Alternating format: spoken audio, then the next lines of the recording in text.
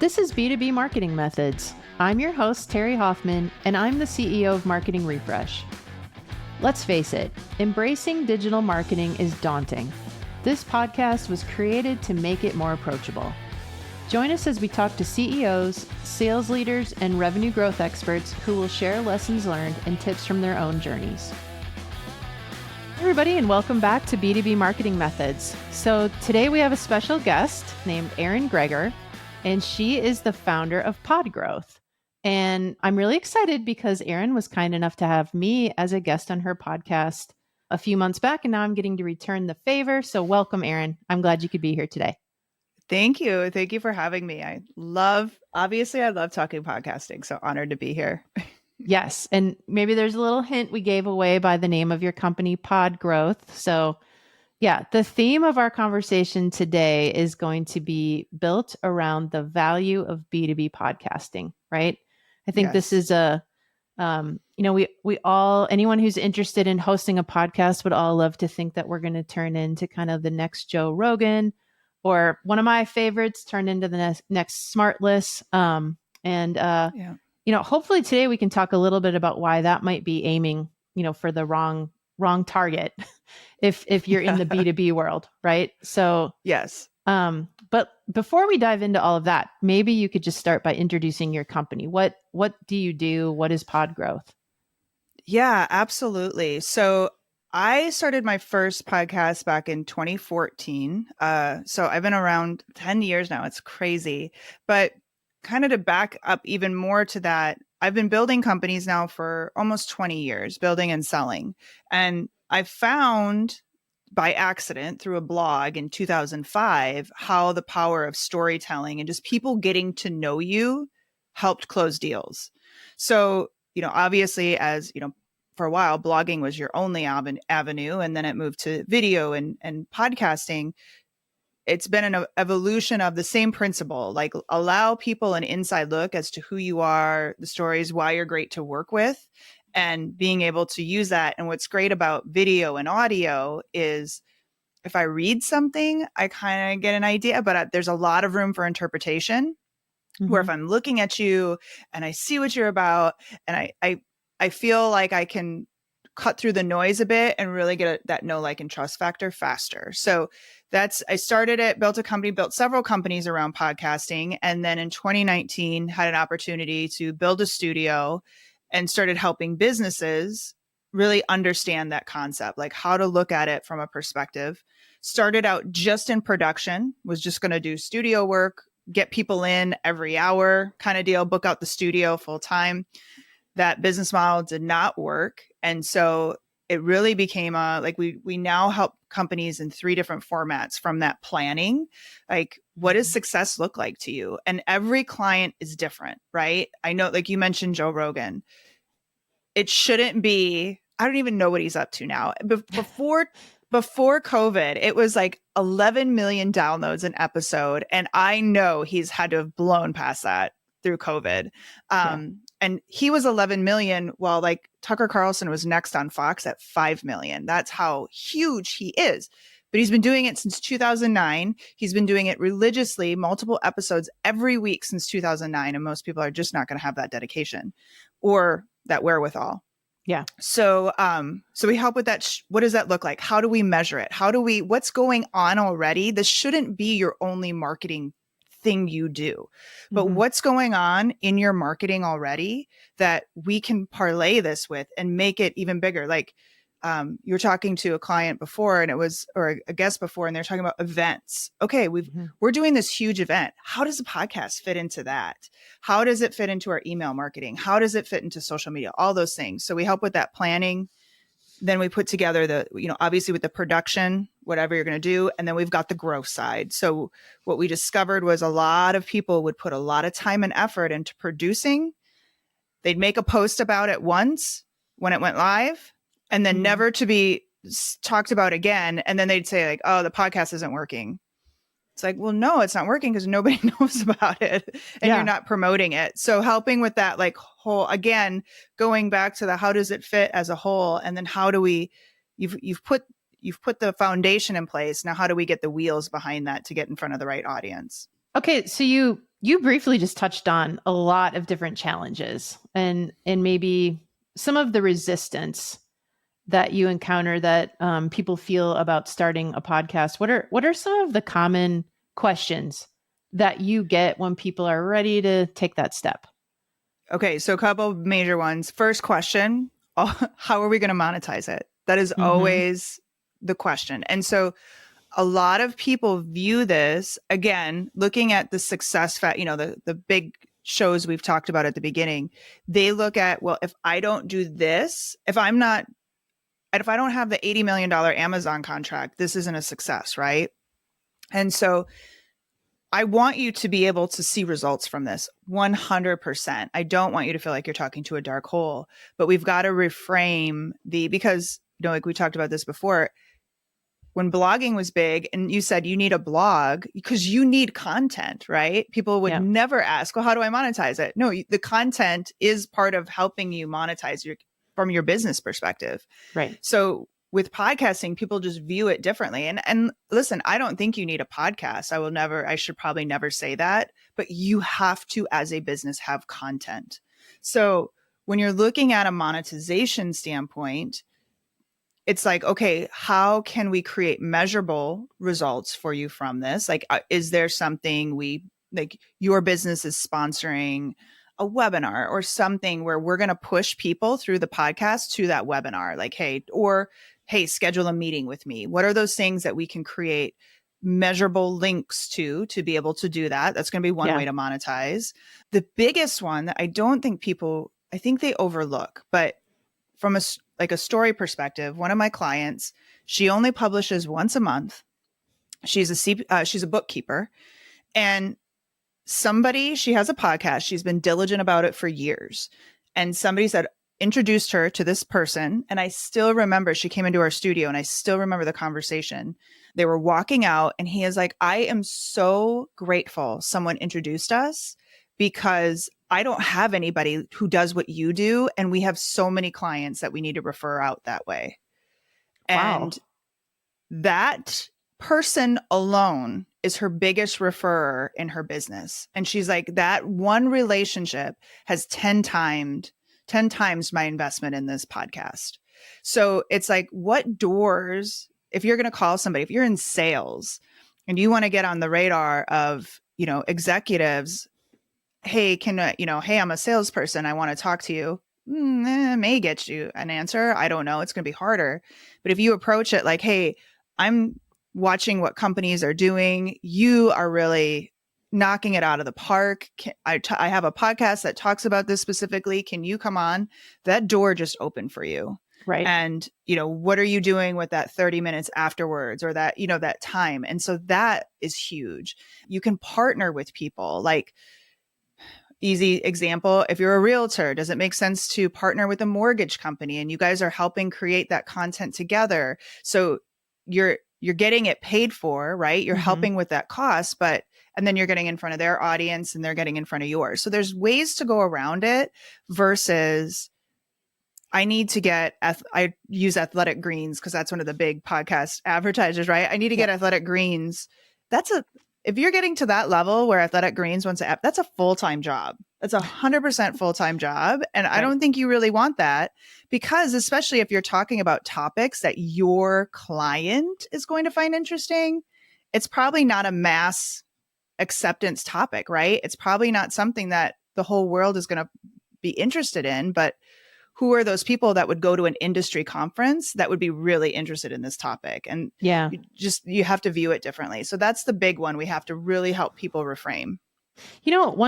Something that I always think of when I think of like a B2B podcast is there are people all the time that I would say, hey, let's meet for coffee because I want to catch up, right? Because they know so much about what's happening in the industry. And I want that information exchange. And to me, a podcast is like a more formal way to do that. And then giving that information to like hundreds of other people who might also benefit. Right. Yeah. You're just repurposing conversations that you're already going to have.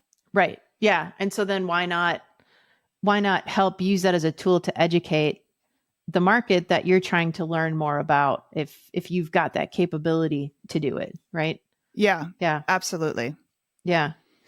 Um, how do you, I guess, advise companies in the B2B space about making the podcast kind of integrate and fit into other parts of their marketing activities?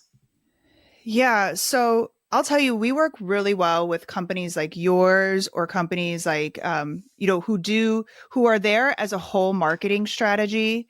And Mm-hmm. for someone like you, a lot of times you're saying we need content, right? Like we need content to be able to share. So either you can have, you find their voice, you can write it, or getting to hear the voice of the company in their eyes, like I'm not there's nothing against you or your team, but to hear it have it come directly from them, there's just nothing Yeah. like it, right? So to give people that inside look. So what we want to do is 9 times out of 10 your marketing team is asking for more content, and they can go off and create it. They can go off and create social media, right? And so they can go off and write emails. But what if we can just record for 45 minutes on a topic your audience is going to be very interested in? And then that becomes your email marketing. That's what you send out to people. Hey, I know you guys struggle with this. Here's a whole answer. Here's how one company handled it. Yep. Now your team has a whole bunch of social media to share. They can do those clips, and those video clips are going to perform way better than anything written. And now you've got content for your blog.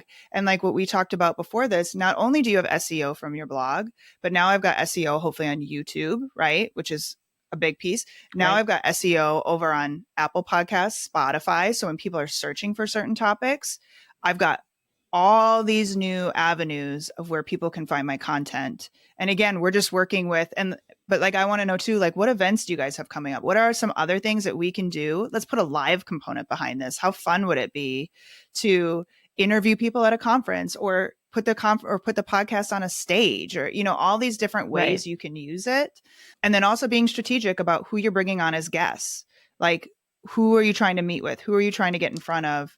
Yeah. Let's reach out to them, or have somebody from your team trying to find people that would be great, great new contacts. It opens up a lot of doors that I don't think people are just looking at it from one perspective.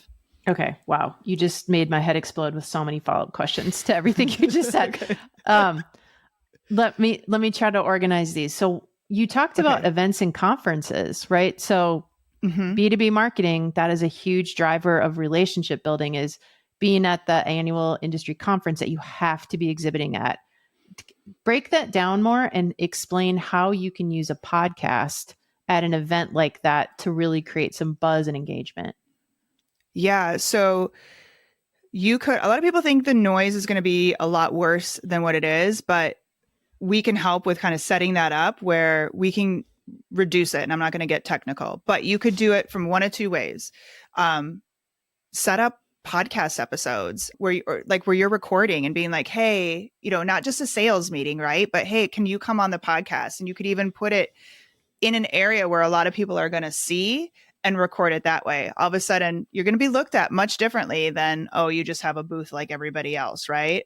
Right. Everybody, like a lot of people would love to be on that. So you can actually record episodes there. And like I said, set it up in a way you could even at a lot of expo places, they have like little pop-up sound booths that you could have right in the middle of a crazy kind of environment, or you could be off in a room, but you're working that like, hey, we're going to be there. We want to record some content. Would you be there? The other Mm-hmm. thing is like pitch the idea of like getting up on stage and recording a podcast live. Like, who are those? Like, who's a great person that you're going to want to talk to? And you could even do live recordings. You could do um, an evening kind of live recording event too, where you're inviting people to a bar, to somewhere. Like we've done it in like networking type places, or open areas, and just have some fun with it. Like, this is a live event, you're making the audience be a part of it. But there's so many different ways you could spin it where you're getting the exposure for your podcast. And like I said, when you've got 5 other competitors there and you're doing a fun live event or recording podcast episodes, you're just going to stand out. Right. Yeah. And that's one of the hardest things and biggest challenges at a conference or a trade show, is standing out, because most people just make that lap around and they don't want to walk into your Mm-hmm. booth or really engage with you unless you've got something they can engage with, that Yeah. isn't necessarily like, you've got the putting greens and you've got ring toss and you've got like the Pop-A-Shot basketball hoop. Those aren't bad ideas. Like we've definitely helped our clients use those ideas, but I love that it actually opens a conversation and breaks down a Mhm. wall that is just automatically there at an event when you're trying to Yeah. engage with your audience, right? Yeah. Yeah. Yeah, I absolutely. love People, what that. is this? What are you Hmm. doing? Like, yeah, it's a lot of fun. Like we used to do a lot of live events for our podcast and it was a lot of fun. We had a women in tech podcast and we'd bring women together and it was, it can be you can have so much fun with it. Yeah. I love it. So another, I guess, area that you touched on in your previous answer was like the guest strategy, right? Hmm. Um, So, and I really like try to keep all of our content very B2B focused. So it seems to me like immediate resistance that I would hear is like, well, who would my guest be? Like I have an industrial manufacturing company, right? Like I have a hard enough time getting my customers on the phone or getting in front of them. Like who would I even have on as a guest, right?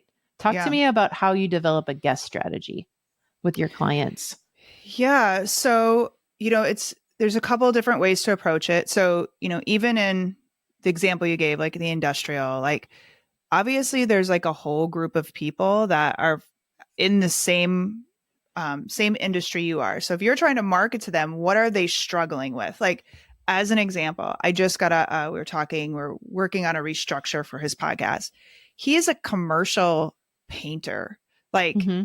he goes into buildings and paints. Like obviously his topic isn't going to be like, let's talk about commercial painting every week, right? Because there's only so much you can say. But we talked about like, who's your audience? Well, who do you need to get in front of? Well, people who manage HOAs, that's a big one. And like commercial like apartment builders, like all this kind of stuff. I'm like, okay, so what do they struggle with? Like, what are those topics day in and day out? That's why CPAs and like bookkeepers are great clients for us because they talk about business problems. How do I Right. get my business up for a sale? How do I do that? So if you're from a like content perspective, and then it's like, okay, who are those guests that can talk about this? So the beautiful thing is you don't have to know it. Like, okay, I know my HOA people really struggle with this particular issue. Let me bring in an expert to do that. So now you're opening the door for strategic partners, right? Mm-hmm. Like who are those people? We share the same audience that now we know each other and we like each other and we're doing this. So that's one way, like those strategic partners. And then the other way is like I had mentioned before, like from a sales perspective, obviously you don't want to get on the call and be like, hey, can we record something that I just sell to you? But what is Right. it about that company that's doing really well? So like using your company example, so you see, all right, we do B2B marketing, this company's really knocked it out of the park, like let's talk to them about how they did it, because guess what, all their peers are facing the same struggles that they had or very Mm-hmm. similar struggles. Yep. So by sharing that story, now hopefully my content has gone out to other people, say, oh, I didn't think of it that way, or I didn't even know that we could do that kind of stuff like that. So it's opening doors. So think of it that way too. Like who are the people you really want to connect with and get on their radar, and it's a perfect way to open that door. Sorry. And then, like I said, they're making the content for you. Right. Yeah. And you're also getting the benefit of learning while you're having that conversation. Maybe even things that Yeah. you didn't even know or think about yourself that could then end up helping your clients in all different conversations you're having with them. What about 100%. like, because this is something even as a marketing firm, when people ask us about podcasts, two really common questions that come up is like, how long should they be and how often should I be podcasting and releasing episodes? Yeah. So how long is going to depend. And so like, for example, I just had a new client call this morning with somebody, and she was like, we want to do, I don't want to give away the name so nobody will steal our name because we're just launching it. But she's like, I want to do the topic minute, like the Mm-hmm. the whole thing is going to be bite size. I know we have executives driving to work. I'm going to give them something that they can like kind of sit on and think about as they're on their way to work and help educate them. So that's the whole point of her podcast, is like a 5-minute Okay. blip or 10 minutes blip, right? So that's the set. if you are just trying to get at a high level with somebody and kind of just talk, like 30 minutes is a good, like we're going to go high level. If you're going to go deep, 45 minutes. And I think I can't tell you one's better than the other, because I do listen to Joe Rogan, and there are times that it's a 3-hour episode and I'm like, oh, It's over. really? It's over? Right. Right. And then Yeah. there's times where I'm listening to a 10-minute podcast and I'm like, oh my gosh, like, when is it going to end? So it's really about great content, and it's that focus on content. Right.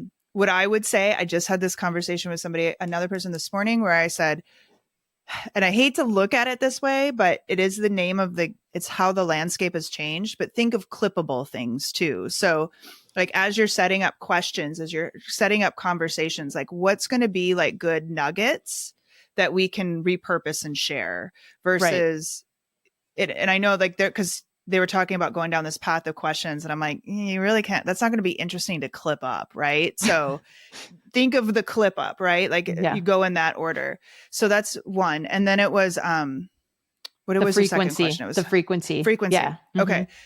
So a lot of people think I need to do weekly, and I've been helping people for 4 or 5 years now. It is very rare for a person doing this on a marketing scale to truly stick with a weekly, week in, week out schedule. It's a lot. It really is a lot. Yep. And then the problem I see too is that their team is so wiped out making the podcast that nobody's marketing it.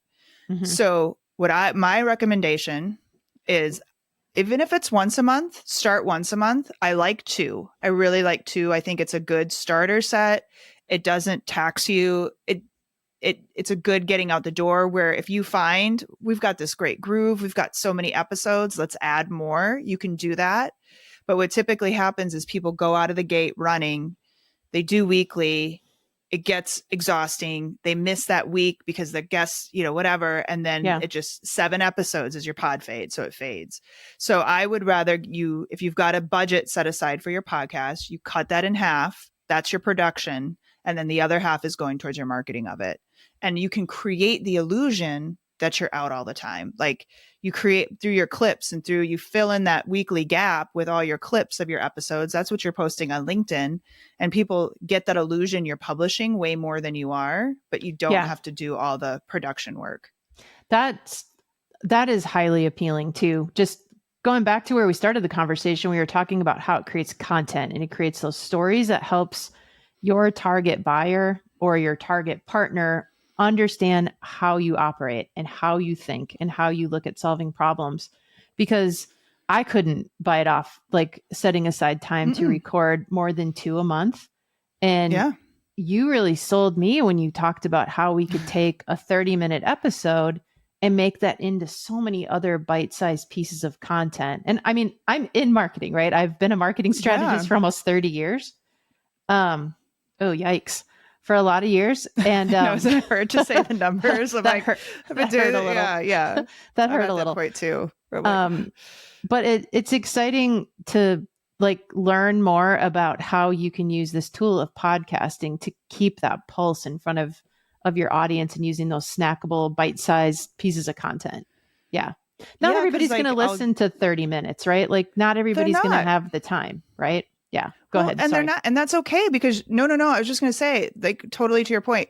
It's okay, because guess who they're thinking about? Even if they're not listening to your full episode, they're thinking about you, because they see you all the time. You're creating that illusion of you're putting out a lot of content. You're the expert. You know what you're talking about. And guess who they're going to think of? Like the Kelsey brothers, they've got their podcast is blown up, and they joke like, most of our people don't even listen to an episode, but they see the clips on TikTok. Like that's their whole joke. But you know who the Kelsey brothers are, right? You know their podcast. They don't care, because they've got, that's what matters. Yep, exactly. And if you're getting quality guests and you're asking quality questions, you're going to get really good, like 15-second clips or 30-second clips that does help educate your audience. And that's, for me, at least, that's my goal, is just trying to help educate that person who's in a sales leadership role about like, how can all of these different challenges that I'm facing that hold me back from growing revenue, Like, how are ways I can solve that problem and get myself unstuck from wherever I am right now, right? Because that's a Yep. horrible feeling to have in any job. Yeah. Yeah. Well, Yep. and I'll tell you to add to that. So, like, just on the clippable stuff and the eyes and ears on it, like, as an example, we just launched a show 2 weeks ago now.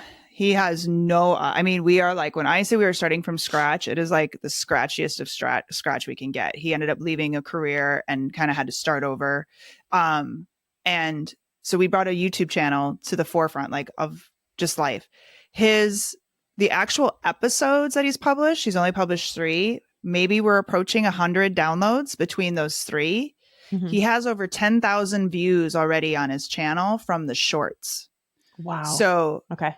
That, like, so, if you want that, we have not put any money behind this, nothing. It's just cutting up the shorts from those videos. And that's how he's getting the subscribers and the organic reach. So, that's another way to think of getting the eyes and ears on what you're doing. Okay. And I want to connect the dots on that, right? So from a marketing goal standpoint or a sales goal standpoint, something we hear a lot is we've got to build credibility for our company. We need to be viewed as thought leaders, right? And so to me, the dot connection is like, well, if you have a bunch of views on a YouTube short about something someone in your world and sphere is saying, that directly feeds into your thought leadership, right? Yeah. Exactly. So that's how you can start to connect those dots between what I have to accomplish in my revenue goals and how a podcast and as part of my digital marketing strategy can help me. Yep. Yeah. And you talk about that too. Are you familiar with Neil Patel? Do you know who he is? Yeah, He's a big definitely. SEO guy. Absolutely. He just did a video about 2024 predictions. And a lot of people, this will be another thing people say is everybody's doing a podcast. Mm-hmm. No, they're not. And I think it's like, I really have to look up, but it's like 20%, 19% of people who actually, of the podcasts that are out there, are active. So for every 5 that start, 4 fall off, right? So if you actually continue, you're way ahead of the game. And Neil was saying his 2024, one of his was podcast is your blue ocean strategy. You want to be a thought leader. You want to go, you show the consistency, and then you're using the social to clip up and get in front of people. That's going to be a game changer for you. But again, it's sticking to it, consistency, those are the big pieces that people miss. Yep. Yeah. Okay. So let's get creative for a second here, because I think this could be a fun line of questions. And I'm throwing a curveball at Erin here. So okay.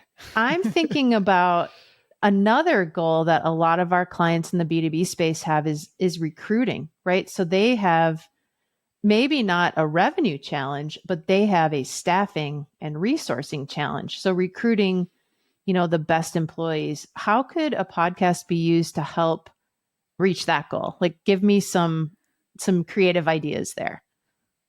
Well, I mean, if you're talking about, so you're going to look like you are more cutting edge, right? Like you look like you're putting yourself. So to me, and I guess it's going to depend on who you're trying to attract, but that's going to be of interest for me. Like I can see what these people are about. I can't, maybe it's more than just a glass door look up, right? I see the CEO on a podcast. I think they have a great personality or whatever it is. I like the culture. I like the atmosphere here.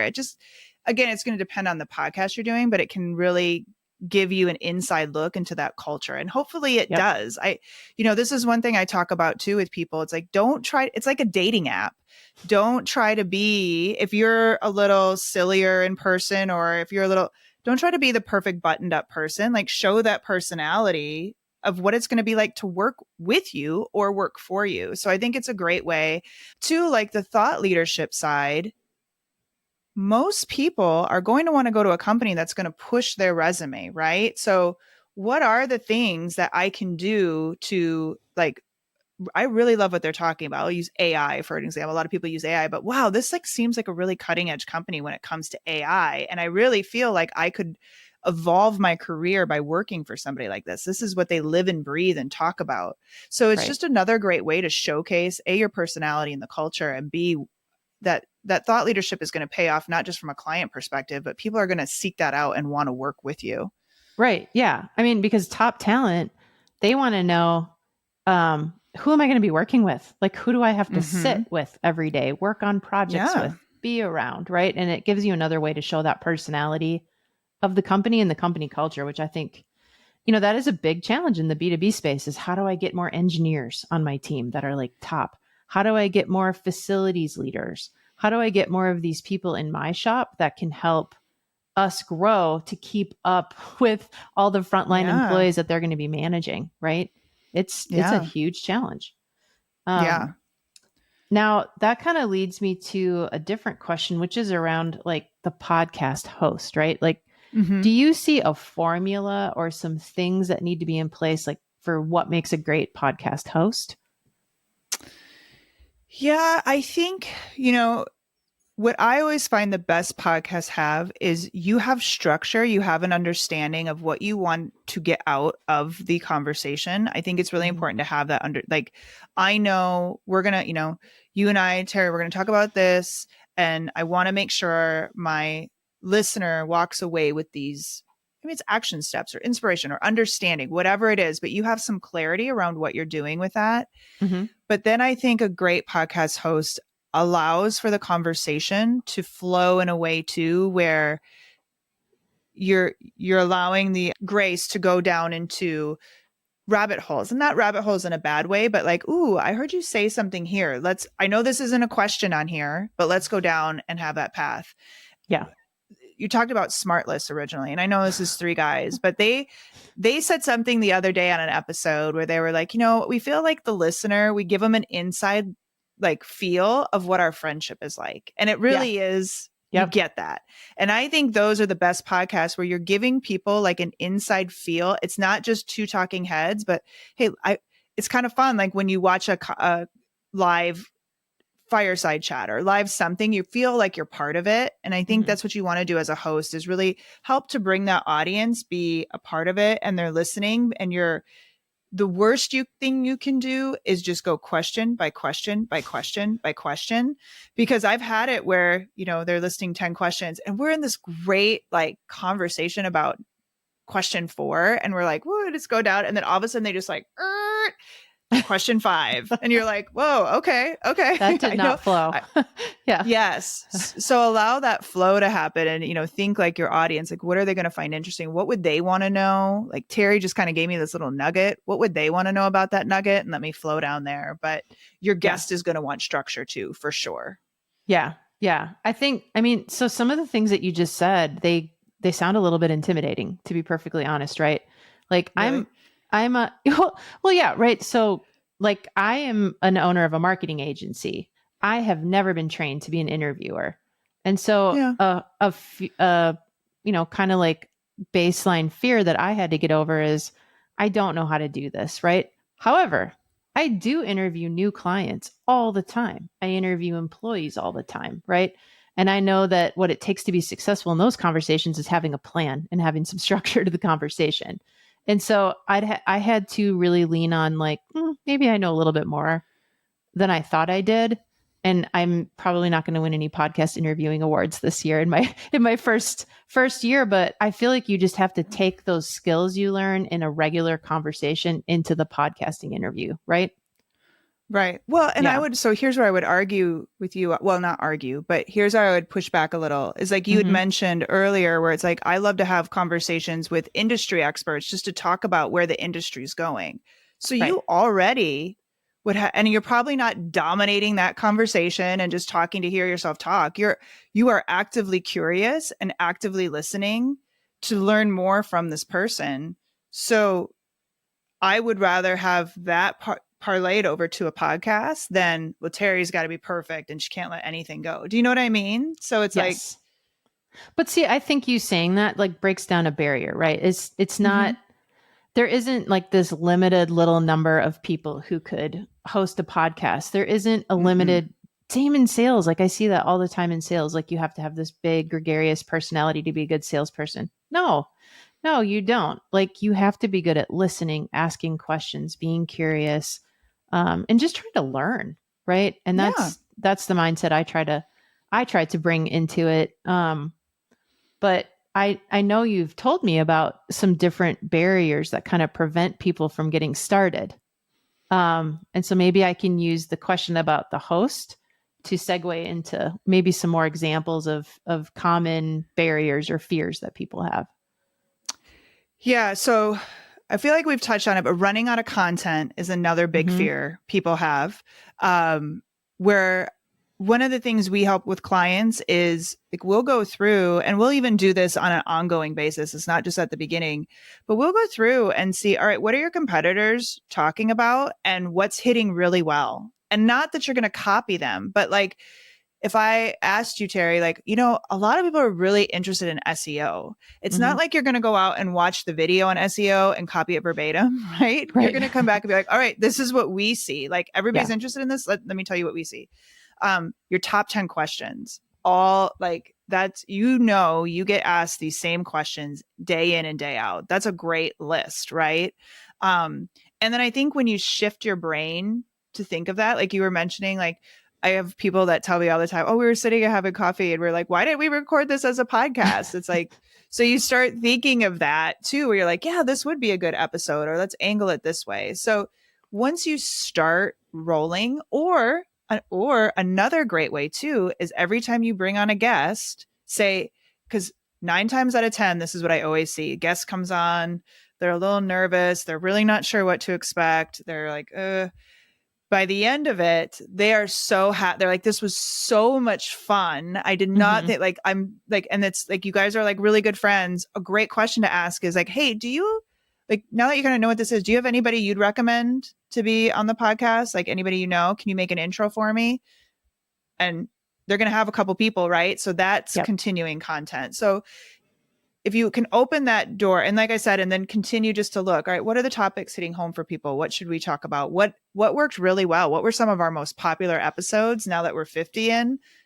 What changed? Like what should we revisit that and talk about, a 2.0 version of it or something like that. So you can do things like that too. Well, you had a really good LinkedIn post. I want to say it was a couple weeks ago about fears that in it. I think it was even specific about women, right? Talk about that. Cause I thought that was a very relatable post. I thought that was so relatable.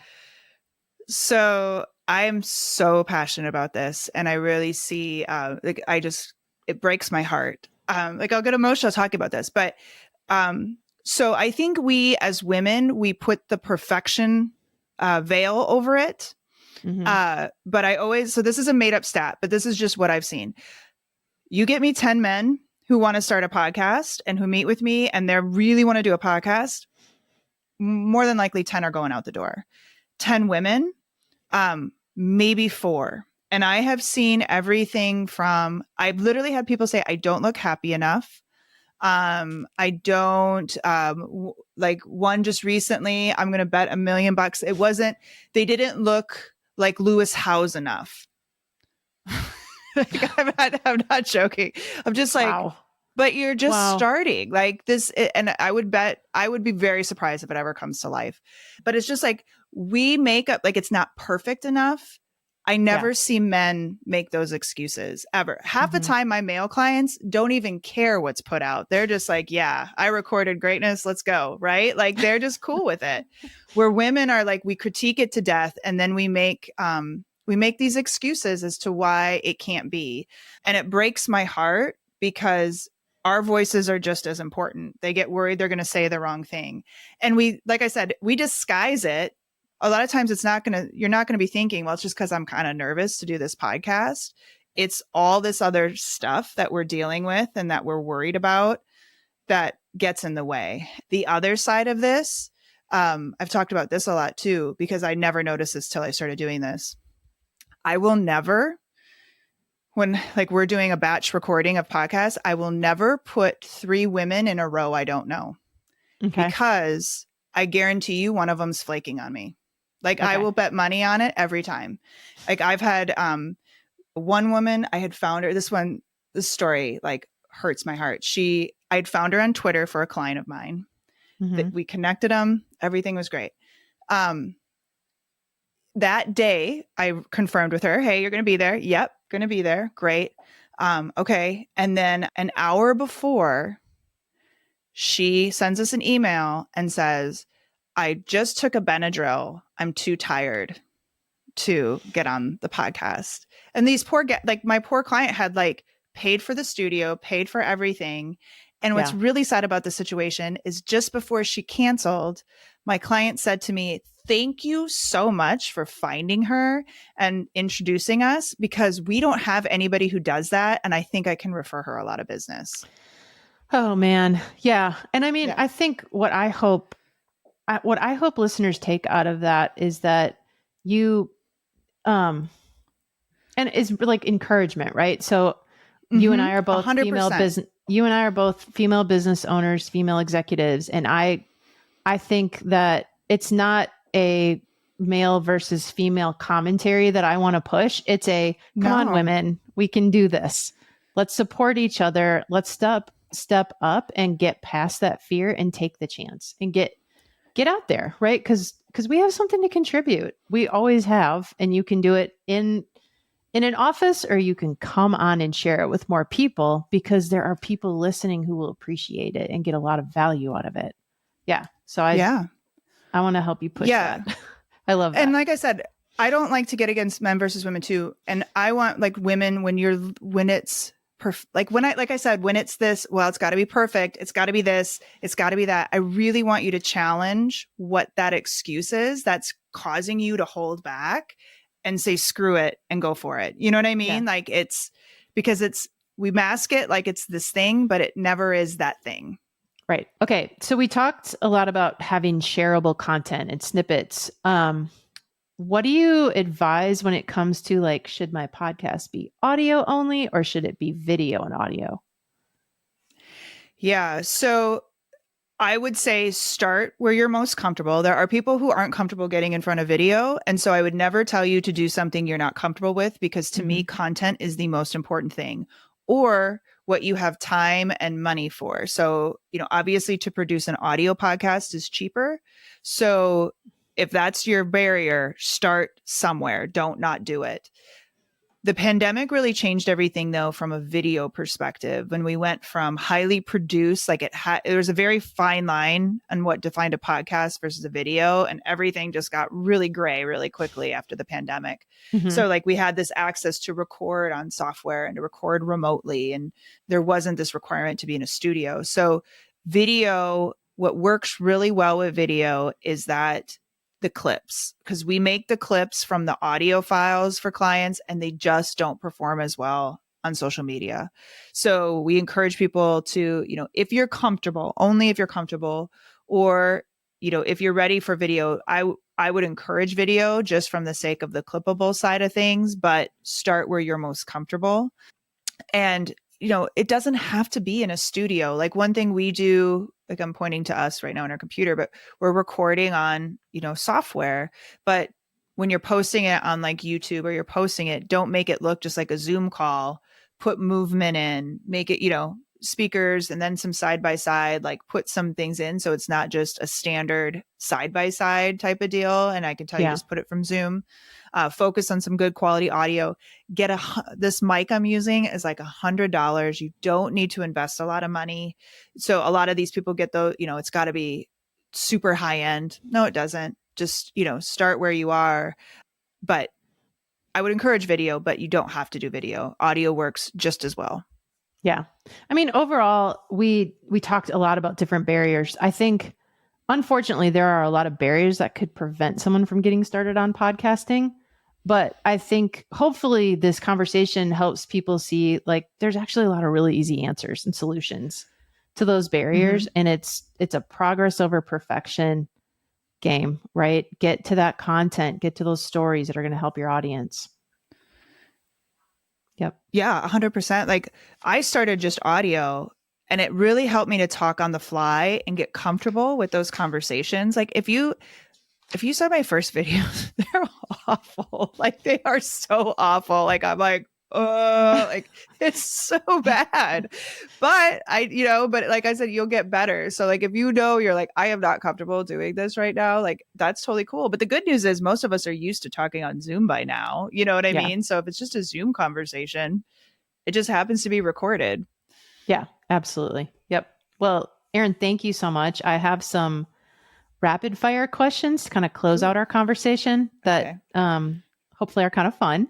So the first one, and these are things I just love learning about people. So tell me about your favorite trip you've ever taken. Mm. Okay, so I grew up on a farm, and so I'm obsessed with animals. So I love to see animals in the wild. Like I get really excited when I see an armadillo in our neighborhood. So, That is like I not what was in my love head. An armadillo was not in no, my head like when you first said that. no, Okay. I'll be like, oh my gosh, we named him Artie, and I'm like, Artie is in. I just saw Artie on the dog walk. So anyway, so just take this with a grain of salt. But I'd have to say, like, two that are combined. It just popped up in my feed. We were going out to Hawaii when the kids were little and could break away from school a little bit easier, and going out on these whale watches, which were just magic. Like, I Ooh. love Maui, so those, or I love Jackson Hole and Ooh. just going out and like we see grizzlies and babies, and it's amazing. And so that kind of stuff is just magical to me, and I don't think it ever gets old. So Yeah. like I said, I love animals. Okay. There's so many fun places you can go to see animals. Hmm. Um, if there would be like a musical artist or a group, dead or alive, that you could see, whether it's seeing again or seeing for the first time, who do you wish that would be? Okay. So I don't want, when I say this, I'm going to preface it with this was pre some stuff. So, I would give anything. The best concert I have ever been to was when Jay-Z and Kanye West toured together. They had an album out together, Yeah. and it was the best concert I've ever been to. Obviously, it's changed a little to wish that back, but I wish like old Kanye would come back and perform again. But it Yeah, was the best concert I've that ever one been might not to. be possible again, but I bet that was really fun. I bet that was a It lot of was fun. amazing. I was Yeah. like 8 months pregnant when I went. Like I was that girl, but I'm like, I will not miss this. So did that child come out loving Jay-Z or Kanye? No, he did not. But people were scared I was going to go into labor from like the bass of the speakers. And I'm like, I'm totally cool with that. At this point, like he's baked. Like we're good. But like, yeah. So That's so but yeah, funny. no, he's not a Kanye fan. Um, Although I haven't encouraged it either. you should like test putting a Kanye song on and just looking for his reaction to see if there's like some bass reaction you're gonna get. Just Um, natural movement. yeah, exactly. Okay, books. My question about a book is, what's the number one book you find yourself constantly recommending to people? Mm. It changes. This changes all the time. My favorite ever, like from a money mindset, was Rich Dad Poor Dad. It's been around. But I will say my latest one, probably past 8, 9 months, I've referred this out. Book clubs, everything is The Gap and the Gain. I don't know if you've read that one yet. I actually just had another guest tell me the exact same answer. That's so funny. Really? I guess I really need to read this book. Yeah. It's amazing. And Okay. what's funny is like you can apply it not just to your business, but every aspect of life. Like my kids have listened to it in the car with me. And my son the other day, like he's like, Mom, are you parenting me in the gap or are you parenting me in the gain right now? And I'm like, ooh, child. Wow. Like, yeah. But Using it's that just that power like, against you. yes, but it's that mentality of you can look at a situation from one of two ways. How are you going to look at it? And it's been life changing, Okay. just from that perspective. Yeah. Well, I clearly have to get that book. And then Mm-hmm. my last question is, what is the best job you've ever had?